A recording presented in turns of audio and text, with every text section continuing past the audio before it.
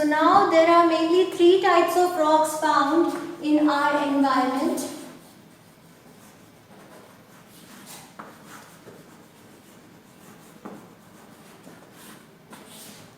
The first one is the igneous rocks.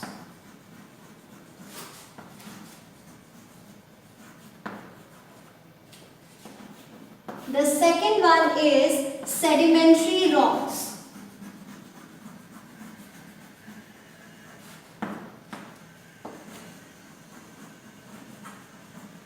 And the last one is the metamorphic rocks.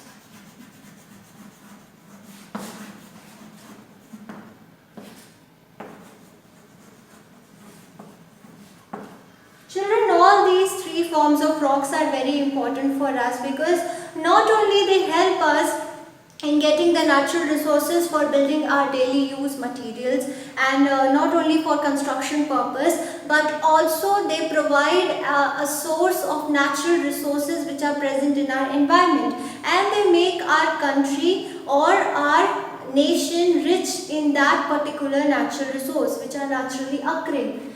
Now, one by one, we'll know the importance of each type of rock and how do they form. Now children, we all know it very well that the lithosphere mainly consists of rocks, and every rock has different shape, size and texture. They also include minerals in them, which can be 1, 2 or more than that. Now what are minerals? Minerals are naturally occurring substances which have a definite chemical composition and physical properties. Now let's come back to the topic where we were, the different types of rocks. Now here I have listed down three main types of rocks: igneous rocks, sedimentary rocks and metamorphic rocks. Now I am going to discuss about the first variety of rock, that is the igneous rock. Now igneous rocks are also referred as the primary rocks.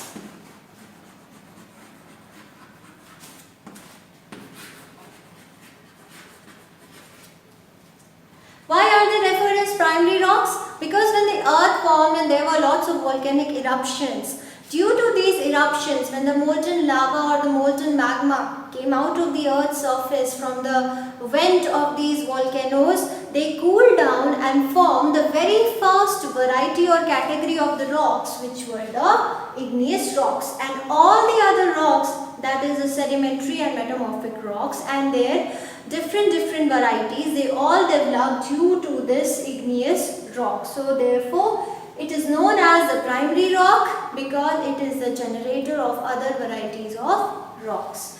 Now igneous rocks, they are formed by the cooling, solidification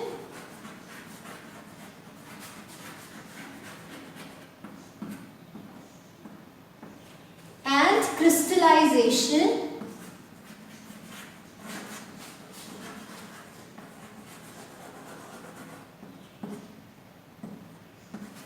of molten lava. So how are the igneous rocks? First of all, they are known as primary rocks. Then they are formed by cooling, solidification, that is to get solidified or hardened, and crystallization, that is to take up a shiny glass-like structure of molten lava. Now basically igneous rock is again of two varieties. The first one is intrusive rocks and extrusive rocks.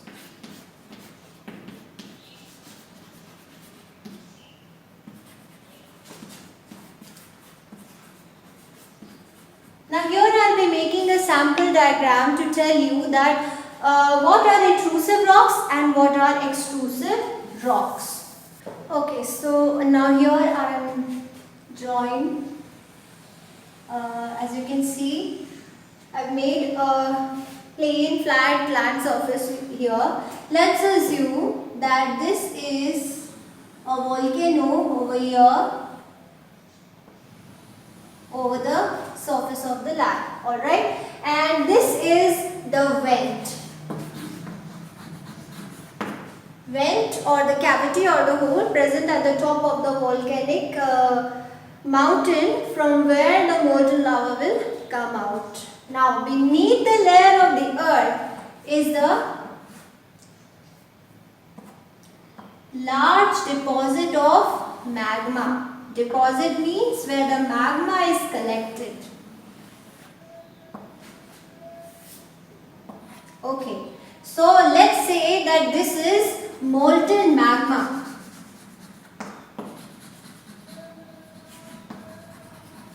Alright, now here is a small vent-like structure, again a pipe-like structure which helps to bring the molten magma or the molten lava at the top of the mountain area. Now children, what will happen that due to the extreme heat and pressure which is present beneath the layer of the earth, this molten magma, or actually it is just rock only, but due to the presence of molten heat and extreme heat and extreme pressure, the rocks have been converted into molten magma. Now they are in a liquidy state, and due to extreme hot air pressure and its blast, it will travel upwards. Okay, the pressure which is arising due to the core, due to the heat of the core which travels from magma up to the land surface area. So this molten magma, it travels up till the vent cavity over here. Okay, and then if it flows out like this, they come into direct contact with air. Alright, and in comparison to the molten magma, the air has low temperature. What does it has? It has a low temperature, whereas this molten magma has extremely high temperature. What will happen if high and low will combine together? The molten magma will solidify, it will cool down because it is hot in density, it is hot in temperature and the air is low in temperature. When they collide and meet each other, due to this collision, it will get converted into big chunks of raw black colored rocks. Alright, and when the magma comes out of the volcanic mountain and comes in contact with the air, solidifies and get converted into rocks, definitely we call it igneous rocks only because they are erupting and emerging and forming with the help of the volcanic eruptions. They are forming from the volcano, but they are known as the extrusive igneous rocks. They are known as extrusive igneous rocks. How you can remember this term, children? Just remember X. X means external, something that is located outside. Now just imagine the same situation here. There is molten magma again, but when it is traveling upside, it just halts over here. It just stops over here. It does not comes out of the volcanic vent or the hole or the cavity which is present at the top over here, and it just cools down beneath the layer of the earth or beneath the layer of the volcano. Then that rock will be known as intrusive igneous rocks. What will they be known as? They will be known as intrusive igneous rocks. And how will you remember this term? By in. In means internal, something which is located inside. So all the molten magma which form the rocks by cooling down inside the layer of the earth or beneath the layer of the volcano or inside the layer of the volcano, they are known as intrusive igneous rocks, and all the molten magma that comes out of the volcano due to the volcanic eruption comes in contact with the air and reaches the outer surface of the earth and then cools and solidifies down. It is known as extrusive igneous rocks. One example of intrusive igneous rock is granite. I believe all of you would have seen an example of granite in your homes. Previously, in older times, granite was used as a grinding stone for making spices or chutneys or even the powder of the spices. And nowadays, as we have mixers and blenders and modern home appliances, this granite stone is used to make the platform or the rock shelves as a decorative furniture or as a decorative shelf in our homes. You must have commonly seen in bathrooms or kitchens. So it is now of different use now. But one common example of intrusive igneous rock is granite. And one example of extrusive igneous rock is basalt. If you ever get a chance to travel, or if you have ever went to travel to South India, there is a popular Deccan Plateau situated over there. You can see the land surface or the rock surface which is present there all throughout the plateau. It's all made up of basalt. Basalt is an example of extrusive igneous rock which was formed by the volcanic eruptions. So these are the two types of igneous rocks, the extrusive igneous rock and the intrusive igneous rocks. What are the examples? Basalt is the example of extrusive igneous rock and granite is the example of intrusive igneous rock. Now we move ahead to sedimentary rocks.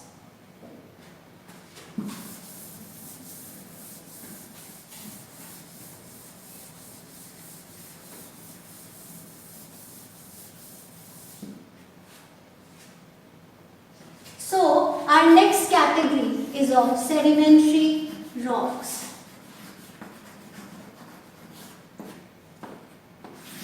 Now, sedimentary rocks are also known as stratified rocks.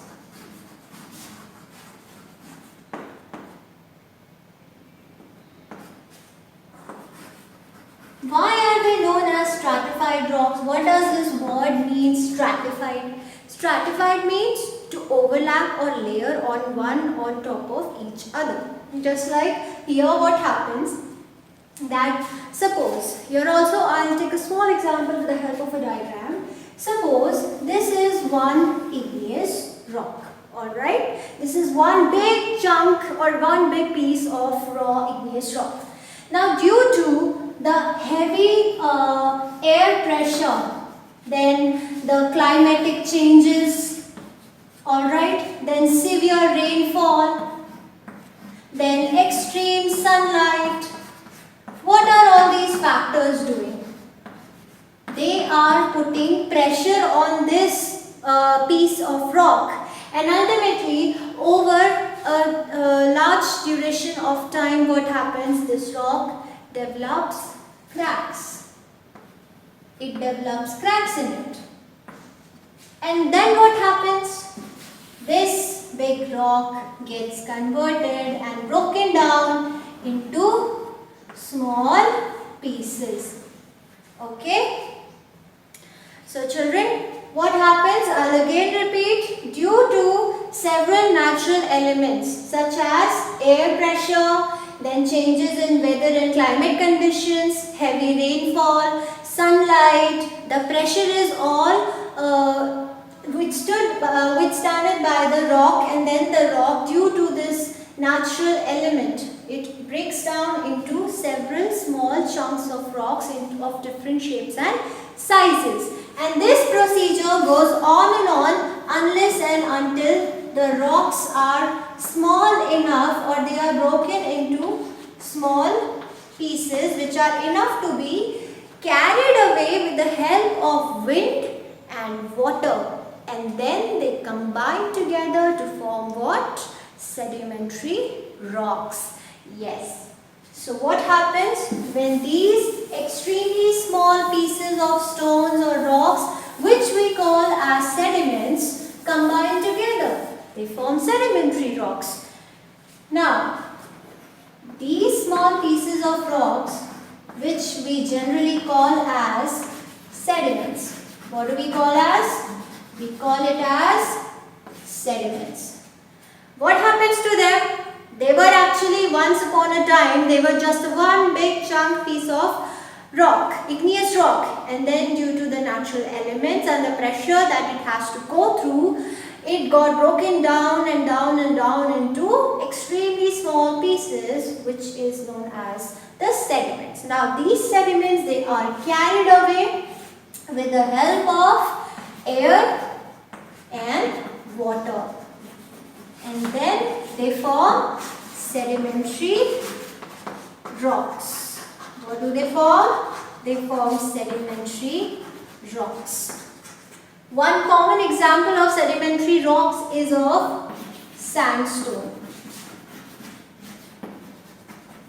which is formed when the small sediments or granules or grains of sand, they combine together into one big piece of sedimentary rocks. And do you know, children, that sedimentary rock is found in most areas of the whole world. If you travel around, this would be the most common type of rock variety that you will find. Approximately 75% of the globe has sedimentary rocks. So, we have done igneous rock, we have done sedimentary rocks. Now we come to metamorphic rocks. Oh yes, but before proceeding, let's just clear the stratified rocks. How do the rocks stratified and what is their importance? Now suppose that I told you one big piece of rock has broken down into smaller pieces. Now this small piece has fallen upon a land surface. Say this is a land surface, this is one small piece of rock, okay? Then again another one falls near it, again one falls near it, there are small pieces in between like this. Then again the rocks keep on falling upon it, falling on it like this. What are they doing, children? They are forming a wall-like structure. Can you see that? If you ever get to visit the canyon area, especially they are very well known for Australia and America, they are found there. There are actually the great canyons which are located, which are very beautiful, and they have different varieties of colors because different sedimentary rocks over millions of years of time, they got accumulated on top of each other layer by layer. You can see there is one layer here, then there is another layer here, then there is another layer here. Okay? So they are actually collected on top of it on different layers. Now, this is known as stratification. What is it? This is known as stratification.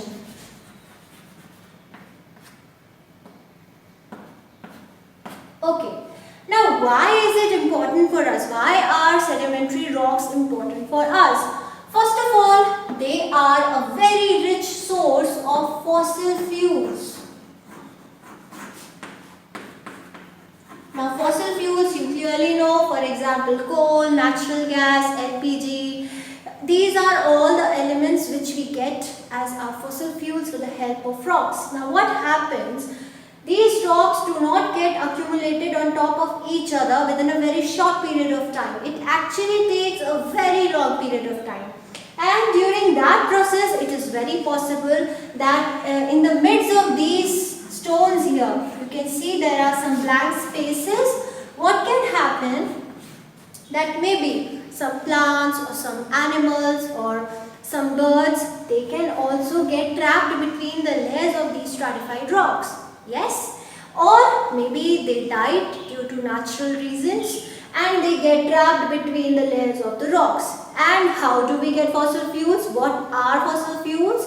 They are the naturally occurring resources which we get over millions of times period after the decaying of dead plants and animals got converted into fuels, into useful fuels, because the dead bodies of the plants and animals, they release some kinds of gases which get converted into natural gas and they naturally get converted into coal and petroleum. So you understand, this happens above the layer of the earth and also beneath the layer of the earth, that is in the oceanic crust or beneath the oceanic crust.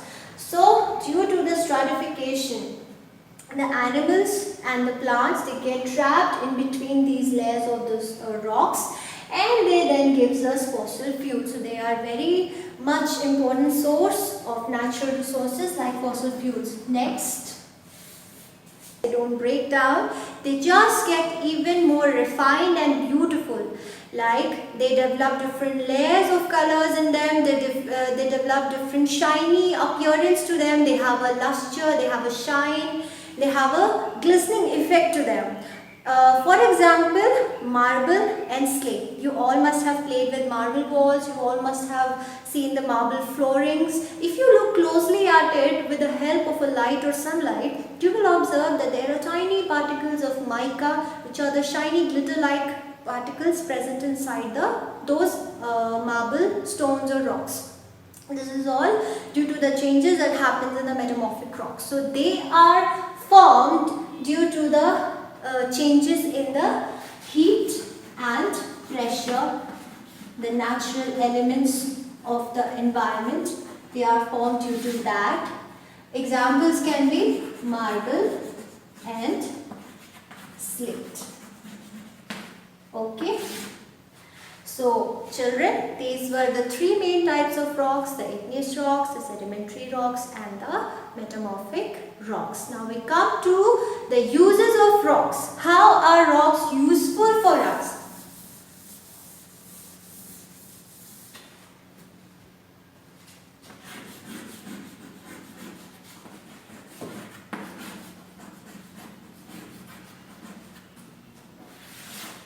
Okay, so first use is that rocks are important source of fossil fuels.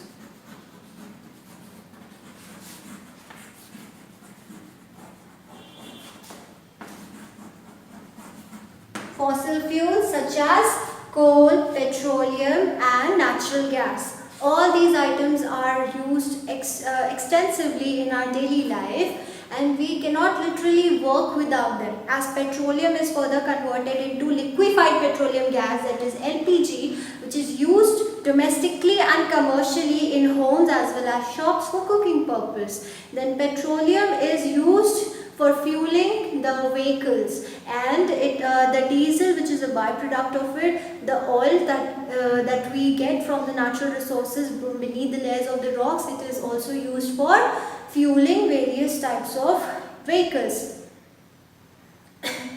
Next, yes, the coal. Coal is also used at homes extensively for cooking as well as for heating during the winter times for this purpose. Alright, then next use is, it is used for making roads, buildings,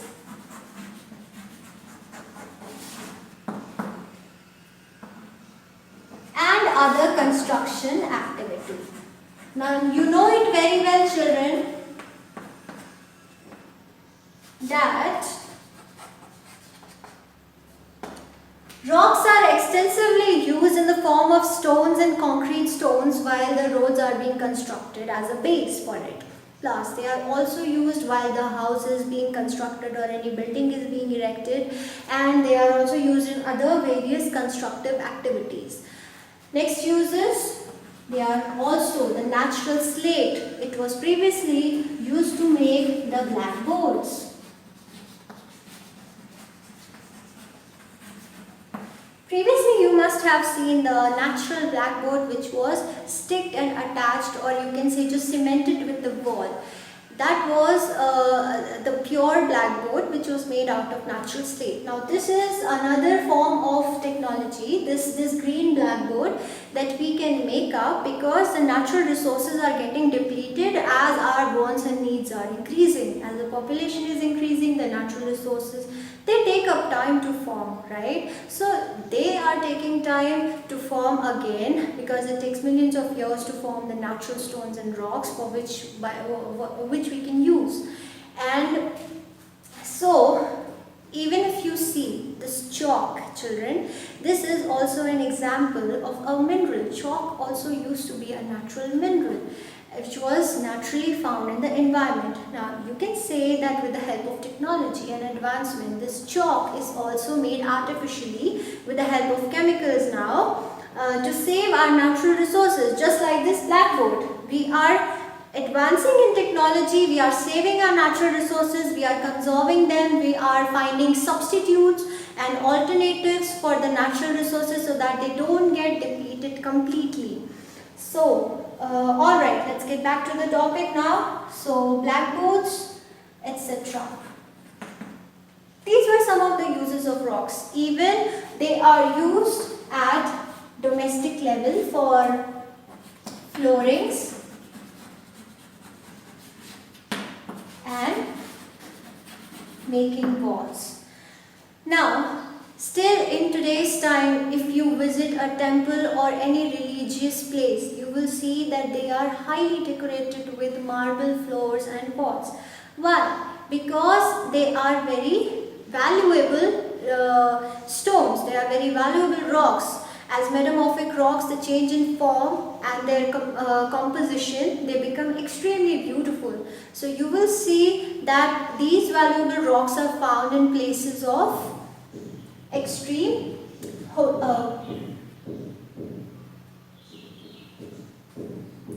okay, so these were some of the uses of rocks. Now we will move ahead to our very last topic of the chapter, that is the rock cycle. Okay children, so here is a small diagram depicting the rock cycle. So firstly we will start with the basic level, that is there is a volcano which is having a molten magma deposit underneath the layer of the earth. Then it erupts and whatever rocks they come out and solidifies, they form extrusive igneous rocks, and whatever rocks are they solidify beneath the layer of the earth or beneath the layer of the volcano. They are known as inclusive or igneous rocks. Now as you know that these igneous rocks, they are pretty much big in size, and due to the several climatic and weather elements and factors like sunlight, weather changes, air and pressure, they suddenly or gradually, not suddenly but over a time period of millions of years of time, they develop cracks. Yes? And then what happens? They break down into smaller pieces of rocks. And ultimately, even after thousands and long years, they get converted into even more smaller pieces of rocks, which are known as sediments. Now these sediments, they are carried away by wind and water. They get combined together to form sedimentary rocks, which I told you are found in major parts of the world. And these igneous and sedimentary rocks under extreme heat and pressure, they get converted into metamorphic rocks. They change their form and composition, they become even more finer and refined, glistened up, and they develop the luster or the shine in them. So they are the metamorphic rocks. And now the remaining rocks which they stayed back beneath the layer of the volcanic eruption, beneath the layer of the earth and beneath the layer of the volcano, the remaining rocks, what happens to them? Due to extreme heat and pressure by which they are surrounded, what happens to them? They again get converted into molten magma. Alright, so the rock cycle started from molten magma and it ended up at molten magma. So this is the chain or the cycle by which the rocks are formed, their varieties are created, generated, and which we use in our daily lives. And why are they so important to us? Because they provide us fossil fuels. So I hope this is clear to you. The molten magma, the volcanic eruption, the formation of igneous rocks, cooling, solidification. Then due to the several weather elements, the rock cracks up or collides with one another to form several smaller pieces of chunks of rocks. Then they further get converted into even more smaller sediments, converted into sedimentary rocks, and due to the presence of heat, pressure, air and other weather elements, these igneous and sedimentary rocks, they further get converted into metamorphic rocks, which ultimately the remaining rocks which are lying near the or inside the layer of the earth or beneath the layer of the volcano, they again due to extreme heat and pressure get converted into molten magma. So children, this was all about this chapter. I hope it is clear to you. Thank you and have a good day.